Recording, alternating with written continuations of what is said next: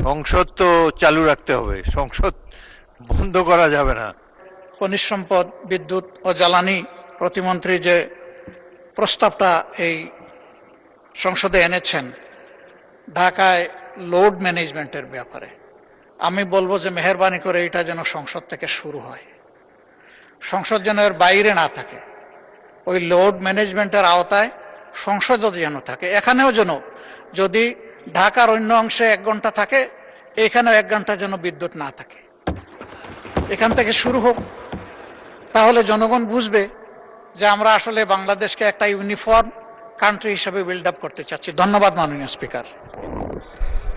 মাননীয় বিরোধী দলের নেতা, সংসদ তো চালু রাখতে হবে, সংসদ বন্ধ করা যাবে না। মাইক দেন, বিরোধী দলের নেতাকে মাইক দেন। আমি সংসদ ভবন বলেছি, সংসদের অধিবেশন আমি বলি নাই। আচ্ছা। অধিবেশনের বাইরে Thank you. অনেক কর্মঘণ্টা আছে। ধন্যবাদ, আমি বিরোধী সেই দলের নেতা। কথাটাই বলেছি। ধন্যবাদ মাননীয় স্পিকার। ধন্যবাদ।